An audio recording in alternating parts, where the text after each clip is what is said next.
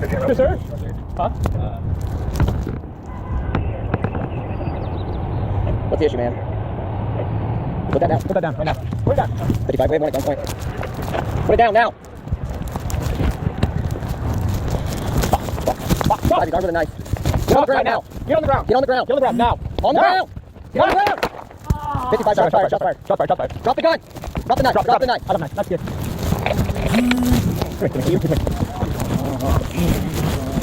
Yep. Fuck. Get back. Yep. Go ahead. Go 55, he's start medical code 3.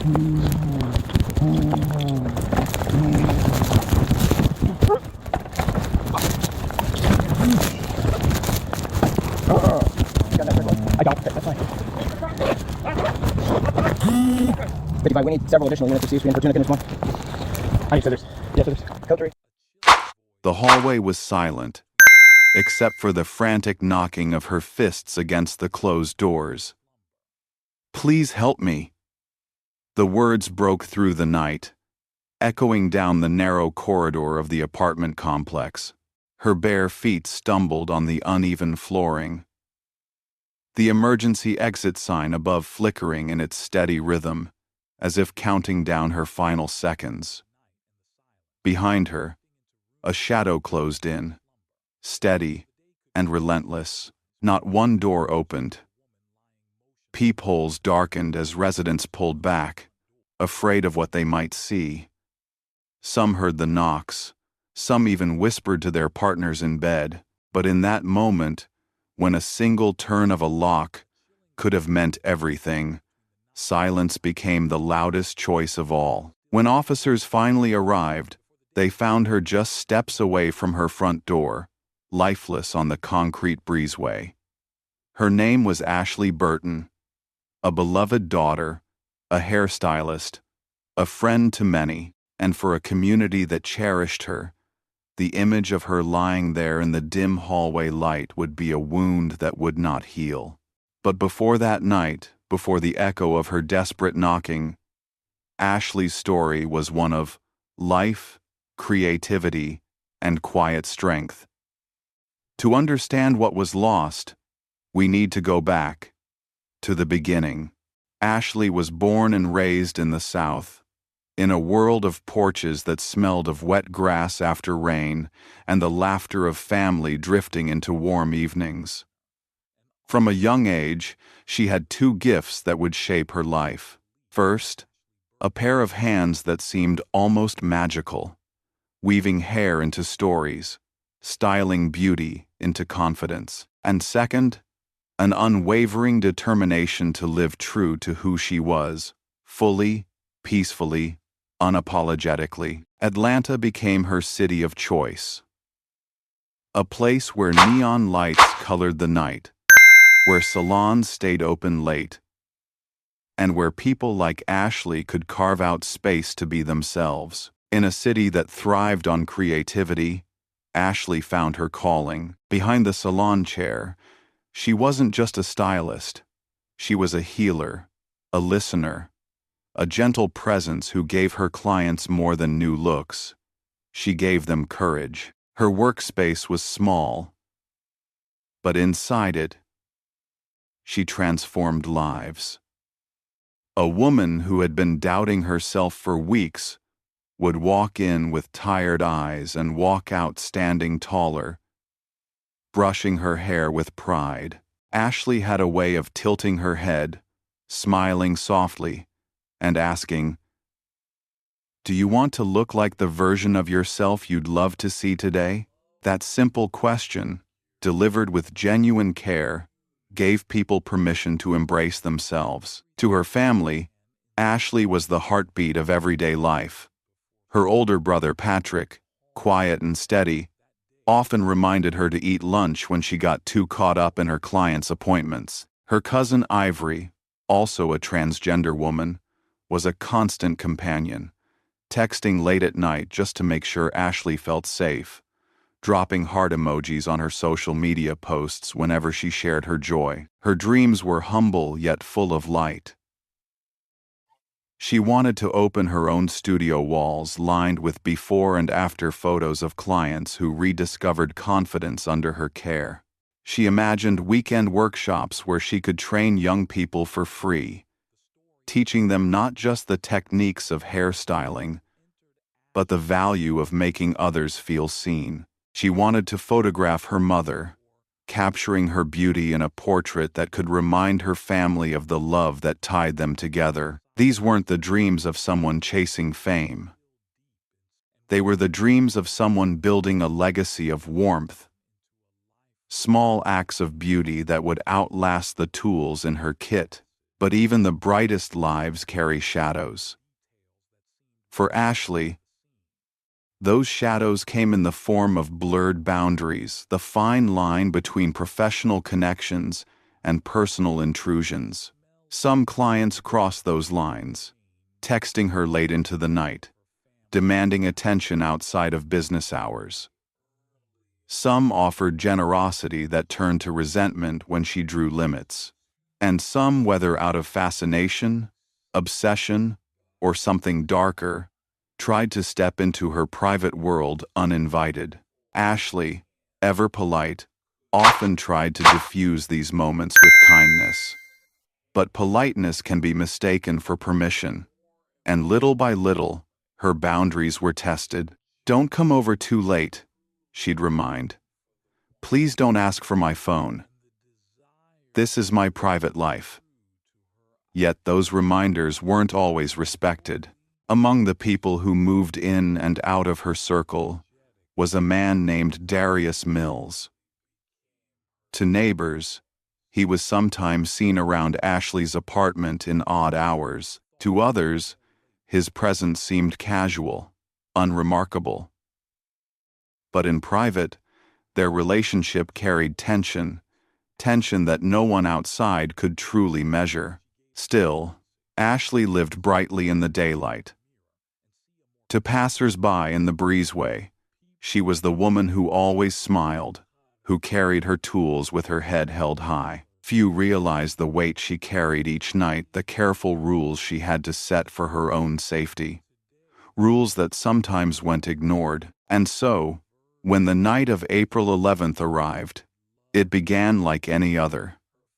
Inside her apartment, the scent of freshly styled hair lingered in the air, the faint music from earlier still humming low. A conversation with Mills started softly, questions about her health, her work, the day ahead. But like a storm building from a whisper, the air shifted. A phone sat on the table, glowing with a new message. A demand rose. "Let me see it." Ashley's refusal was calm, polite, but firm. "My phone is private." From that moment, the room changed. Words sharpened, voices clashed, and in an instant, a line was crossed that could not be redrawn. The missing phone would become the mystery, the sudden violence, the moment that ripped apart everything she had built. And the hallway, the place where she made her last desperate run, would become the silent witness to her final moments. The police would later call this a tragedy born not from the outside, but from inside Ashley's own home. But how does a conversation about a phone turn into a life cut short? How does someone who claimed to care become the face of danger? And how many lives could have been changed if just one door had opened when Ashley knocked? These are the questions that begin this story. And as we peel back the layers, the missing phone, the shadow of Darius Mills, the choices made in fear and silence will uncover not just what happened to Ashley Burton, but the deeper truth about vulnerability, prejudice, and the cost of a community's hesitation. There's a lot more to this story that will leave you speechless. If you find it worth listening to, don't forget to subscribe so you don't miss the next part. By day, Ashley Burton's world seemed stitched together with color, style, and the gentle hum of blow dryers and clippers. Her small circle of clients would sit in her chair, sometimes for hours, while she worked her magic. She wasn't just a stylist. She was a confidant, a listener, someone who could turn a rough day into something lighter just by reminding you that beauty comes in many forms. For Ashley, styling wasn't simply a job. It was a form of affirmation, a way to help people see the best in themselves, because she had worked so hard to see it in herself. Her life was not extravagant. She lived in a modest apartment building in southeast Atlanta, surrounded by neighbors who, for the most part, kept to themselves. Ashley carried herself with a mix of confidence and vulnerability, someone who knew the risks of living authentically as a transgender woman, especially as a Black trans woman in the South, yet she refused to let fear dictate her every move. Still, there was always a quiet tension beneath her smile, a sense that being herself required vigilance. For many trans women, especially those of color, the line between safety and danger could shift in an instant, in a conversation, in a glance, in a moment when trust was misplaced. Ashley had friends who adored her. They described her as bubbly, full of laughter, the type of woman who could light up a room. She was the aunt who spoiled her nieces and nephews, the sister who always checked in, the friend who never let you leave her presence without a hug. To them, Ashley was more than her identity. She was family. But identity mattered too. Being a proud transgender woman was part of her power, and she carried that truth with dignity. Still, there were whispers in her life, fragments of conversations, stories that hinted at the more complicated dynamics that played out behind closed doors.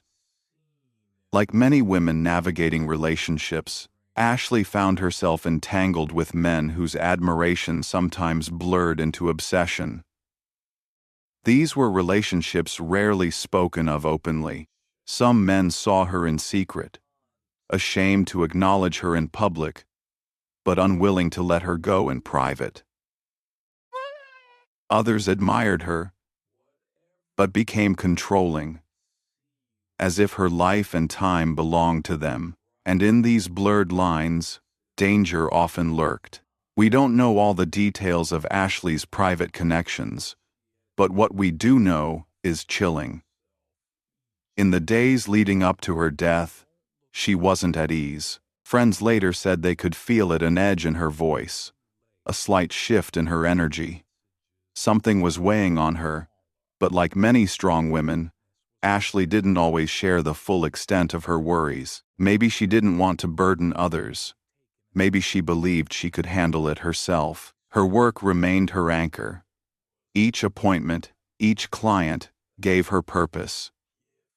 She was building towards something, maybe opening her own salon one day, maybe mentoring other young stylists. These were the dreams she clung to, even as the shadows around her grew longer. Then came the night of April 11th, a night when routine collided with the unimaginable. The details are devastating. Ashley was in her apartment with someone she knew. Whether this was a friend, a client, or something more, we may never fully understand. But what we do know is that an argument broke out. Voices rose. A struggle began. And somewhere in the middle of that chaos, the balance of power shifted violently. Her phone, the device that held her lifeline to the outside world, would later be missing. As if someone deliberately tried to erase the trail, Ashley fought back. Evidence suggests she tried to escape the apartment, her only hope being the long, dimly lit hallway outside her door. Neighbors later said they heard commotion, faint but unmistakable, and then the sound of fists against doors. Ashley was banging, desperate, calling out, trying to find someone, anyone, who would answer. But door after door stayed shut. Silence met her cries. In that silence, Ashley's fate was sealed. The next morning, her body was found in that hallway. For investigators, It was the start of a case filled with gaps, with missing pieces, and with one crucial question. Who had been with her in those final moments, and why had no one opened the door when she needed them most? And so, the hunt began. A hunt not only for a killer, but for the truth behind Ashley Burton's final night. When police first entered the apartment building on that April morning, the air was heavy with silence. The hallway where Ashley's body was found had already begun to feel like a tomb, the fluorescent lights above flickering, casting long shadows over the scene. Officers quickly taped off the area, but neighbors gathered at a distance, whispering about the woman who had been pounding on doors just hours earlier. Ashley's body lay there as a devastating reminder of unanswered cries for help. To investigators, though, it was more than tragedy. It was a crime scene, and every crime scene, no matter how chaotic, leaves behind a trail of truth. Inside her apartment, the signs of struggle were undeniable. Furniture had been shifted, items scattered, yet something crucial was missing. Ashley's phone. In today's world, a phone is more than a device. It's a diary, a map, a history of connections. Whoever had been with Ashley seemed to understand this. The phone wasn't just misplaced, it had vanished. Detectives immediately suspected foul play involving someone Ashley knew. Break-ins rarely look this personal. The absence of forced entry suggested she had let her killer in willingly. Was it a friend, a lover, a client, or someone who blurred all three roles? As crime scene technicians combed through the space, others turned to the building's surveillance cameras. And there it was.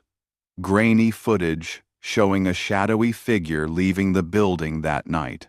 The image was frustratingly unclear, but the timeline lined up. Less than 20 minutes after Ashley was last heard alive, someone was caught hurrying out into the night. Detectives studied the footage frame by frame.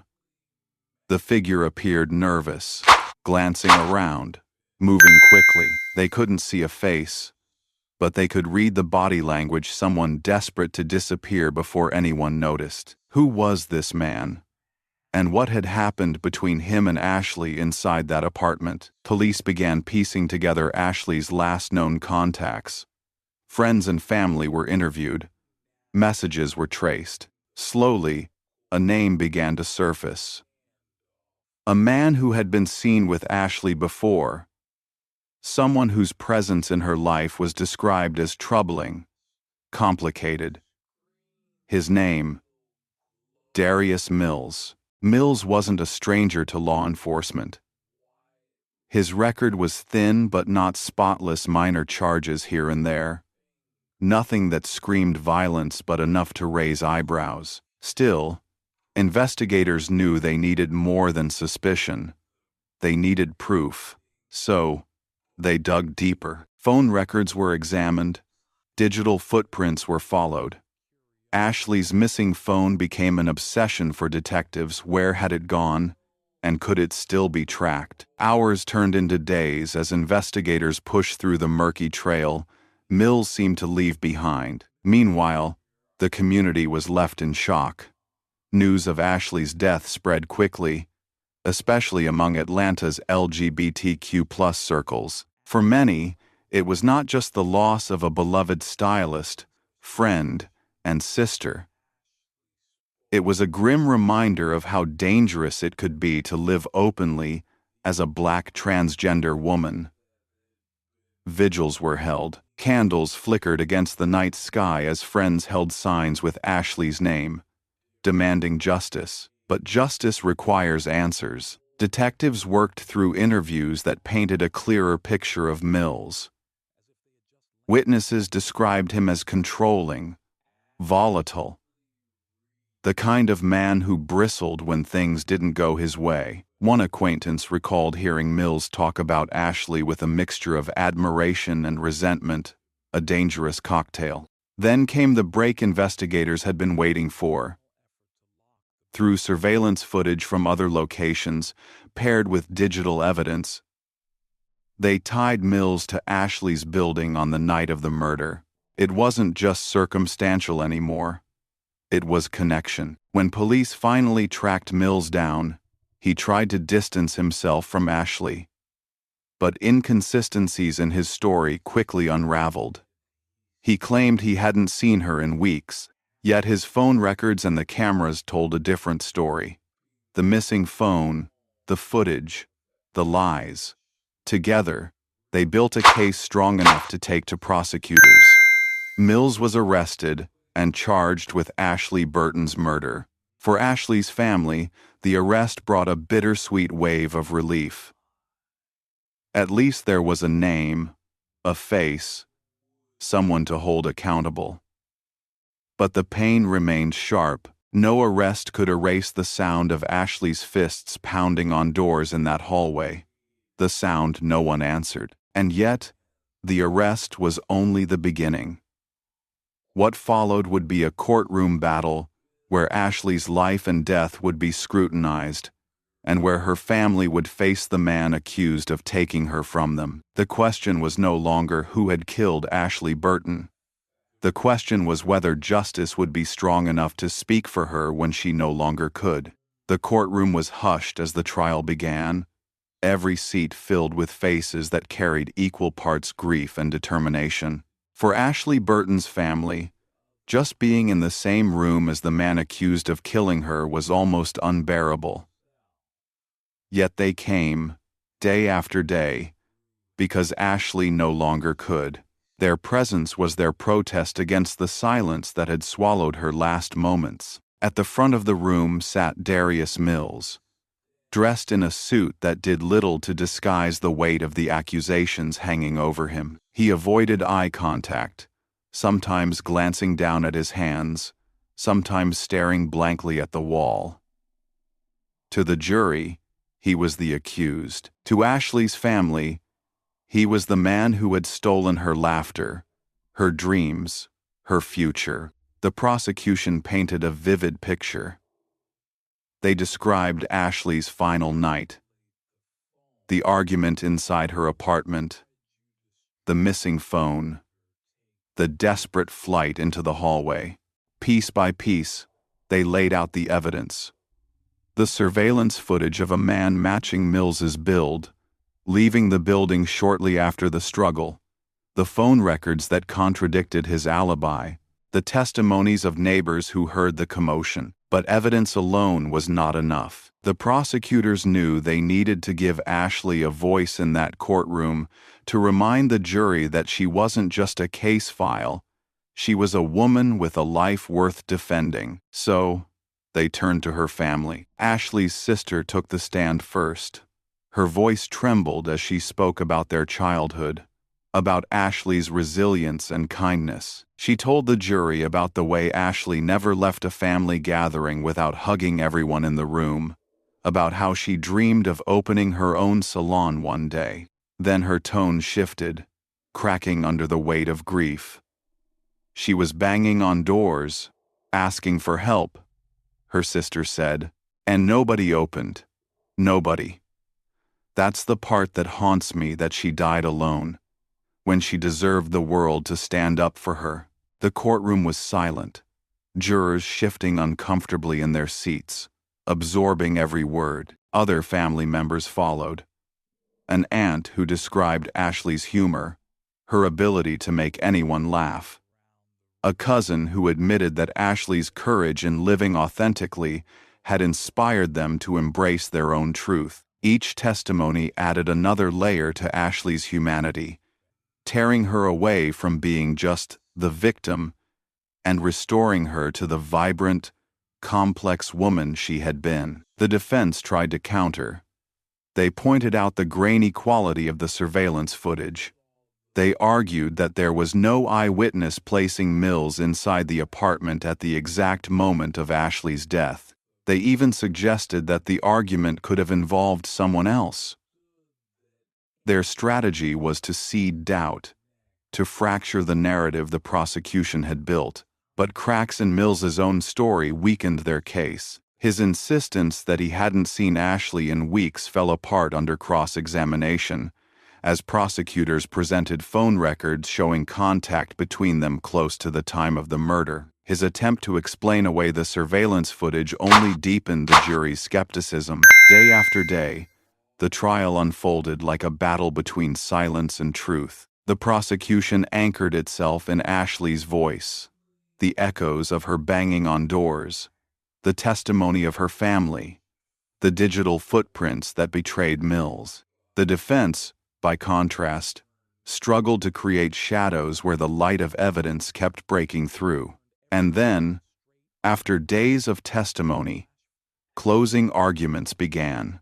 The prosecutor looked directly at the jury, her voice steady but filled with conviction. Ashley Burton cannot stand here and tell you what happened that night. But the evidence has spoken. The cameras have spoken. The phone records have spoken. And her family has spoken. Do not let her cries go unanswered a second time. Hold the man responsible for her death accountable. Give her the justice she never received in that hallway. The defense's closing was quieter, measured. They urged the jury to remember the standard of proof, to cling to the possibility of reasonable doubt. But it was clear their words lacked the force, the gravity of what the jury had already absorbed. The jury deliberated for hours that felt like years to Ashley's family. Each tick of the clock was another reminder of what they had lost. Another breath suspended in hope and fear. Finally, the bailiff announced that a verdict had been reached. Everyone rose as the jury filed back into the room. The foreperson handed the slip of paper to the judge, who read it aloud. On the charge of murder, we find the defendant, Darius Mills, guilty. Gasps filled the courtroom. Ashley's family clutched one another, tears streaming down their faces. Mills sat motionless, his jaw tight, eyes locked on the floor. The sentencing came swiftly. Life in prison. A punishment meant to ensure that Mills would never again walk freely outside those walls. But for Ashley's loved ones, it was not victory. It was survival. Justice, yes. But no verdict could bring Ashley back. No sentence could erase the sound of her fists on those doors. Unanswered, as the courtroom emptied, her family lingered. Some wept openly, others stood silently, staring at the seat where Mills had just been, as if trying to absorb the reality that the man who had caused so much pain would never walk among them again. The trial was over, but Ashley's story was not. It was just beginning to ripple outward, touching those who had never even met her but who saw themselves in her struggle, her courage, her humanity. When the trial ended and the sentence was read, a strange kind of silence fell over Ashley Burton's family. Justice had been served in the eyes of the law. Darius Mills would spend the rest of his life behind bars, but justice in the deeper sense felt incomplete. You cannot sentence away grief. You cannot lock away the empty chair at family dinners, the absence at birthdays, the laughter that used to fill the room. For her family, the days after the trial were heavy with exhaustion. They had carried Ashley's memory through the courtroom, forcing themselves to relive her death so that her killer could be held accountable. Now, they were left to carry her memory in a different way, not as evidence, but as legacy. The community, too, felt the weight. Almost immediately after the news broke of Ashley's murder, Atlanta's LGBTQ+ community rallied. Candlelight vigils were organized, where dozens of people gathered, their faces illuminated by soft flames, their voices breaking as they spoke Ashley's name aloud. Some were friends, some were strangers, but all understood what her death represented. One speaker at a vigil put it bluntly: Ashley was not just one woman. She was all of us. Her story is the story of every Black trans woman who has ever been told she's not safe in her own skin, in her own home. The crowd nodded, some in tears. For many transgender women, particularly Black transgender women, the fear of violence was not hypothetical. It was a shadow that followed them daily. Ashley's death wasn't an isolated tragedy, it was part of a devastating pattern. Statistics confirmed what the community already knew. Violence against transgender women of color was alarmingly high, and too often, cases went unsolved, or the victims were misgendered and erased even in death. Ashley's case stood out because her family refused to let her identity be hidden, refused to let her name be forgotten. They spoke her truth openly, insisting the world recognize her as she was, a proud transgender woman who deserved dignity in life and in death. In the weeks after the trial, murals began to appear in her honor. Artists painted Ashley's face, framed by bright colors and powerful words like justice, love, resilience. These were not just tributes. They were protests against silence. Each brushstroke was a declaration that Ashley mattered. For her family, these gestures brought comfort, but also sorrow. Comfort, because the world was seeing Ashley as they had always seen her: radiant, full of life, worthy of celebration. Sorrow, because it had taken her death for so many to recognize her humanity. Ashley's friends remembered her in their own ways. One of her clients spoke about how Ashley would never let you leave her chair without making you laugh at least once. Another friend recalled late-night conversations when Ashley would talk about her dreams of owning her own salon, a place where everyone, no matter their gender, identity, or background, could feel safe and beautiful. Those dreams would never be realized. But in a way, her friends and family began to carry them forward, advocating for safer spaces, for visibility, for justice that goes beyond the courtroom. The media coverage of Ashley's case was also telling. In the beginning, some outlets stumbled, misgendering her, framing her story with carelessness, but her family's persistence and the community's pushback forced a correction. People began to see that how a victim is remembered is part of justice, too. To erase identity is to commit another act of violence. And so, Ashley's name continued to be spoken, not just in Atlanta, but across the country, as activists cited her story in conversations about the crisis of violence against Black transgender women. Her murder became more than a headline. It became part of a movement, a reminder that behind every statistic is a life, a family, a set of dreams cut short. Still, beneath the activism and the tributes, there remained a haunting question. Why hadn't anyone opened their door? Why had Ashley's desperate pounding gone unanswered? Neighbors admitted later that they had heard something, but fear kept them from acting. Some thought it was just another argument. Others didn't want to get involved.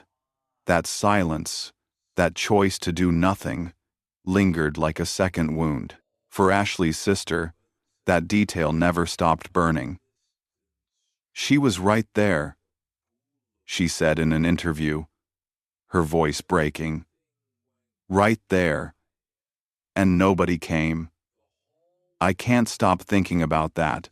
It became a symbol, not just of Ashley's death, but of the larger failure society often shows to its most vulnerable members. Too many times, cries for help are ignored until it's too late. And yet, out of that silence came a renewed determination. Community leaders urged neighbors to do better, to act, to intervene when someone's life may be at stake. Ashley's story became a call to courage, a reminder that safety is not just the responsibility of law enforcement, but of all of us. As the months passed, Ashley's name joined a painful list of others, Black transgender women whose lives were stolen too soon. But unlike many, Ashley's case ended with a conviction, with a measure of legal justice. It was a rare outcome in a landscape where so many killers walk free. For that, her family was grateful, but gratitude could not mask the hole in their lives. At family gatherings, Ashley's absence was palpable. Her laugh no longer echoed through the room, her energy no longer filled the air, and yet, her memory lingered in the small things. A favorite song on the radio, a hairstyle she used to wear, the stories they would retell to keep her close. Ashley Burton's legacy became both personal and public. To her family, she was their daughter, their sister, their friend, irreplaceable. To the community, she was a symbol of resilience, a reminder of how fragile safety can be for those who dare to live authentically. And to the world beyond, her story stood as an indictment of indifference, of silence, of the violence that too often hides in plain sight. The hallway where Ashley Burton drew her last breath is quiet now. The police tape is long gone, the lights replaced, the floors cleaned. Neighbors pass by without pausing, hurrying to their apartments, keys jingling in their hands.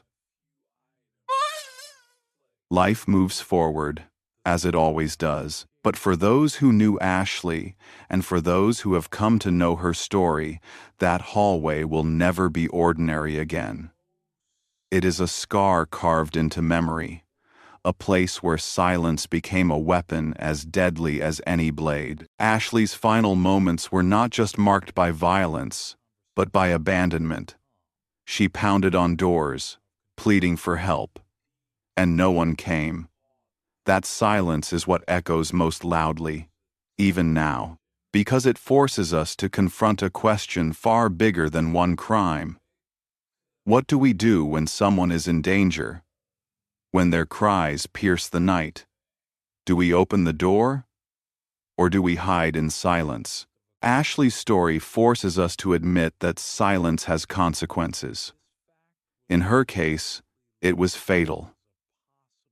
And in countless others, silence is the thread that allows violence to thrive, unchallenged, unbroken. But to stop here, with grief and regret, would be to betray Ashley all over again.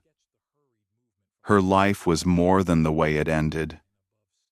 She was more than a victim. She was a daughter, a sister, an aunt, a friend. She was a stylist who transformed more than appearances.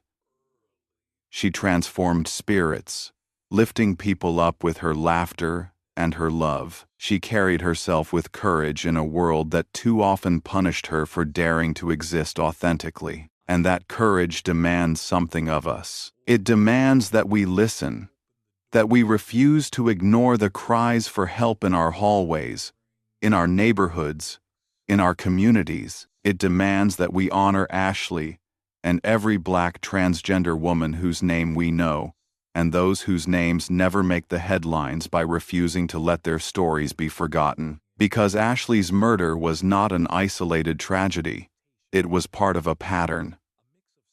Year after year, Black transgender women face some of the highest rates of violence in America. Many cases go unsolved. Many never make it to trial. Too often, their identities are erased in media reports, their humanity reduced to a line in a police file. Ashley's family refused to let that happen. They insisted on saying her name, on claiming her truth, and in doing so, they transformed her case into something larger, a symbol of resilience, of insistence, of refusal to be silenced. But symbols are not enough. Justice cannot end at the courthouse door. It must live in the choices we make every day.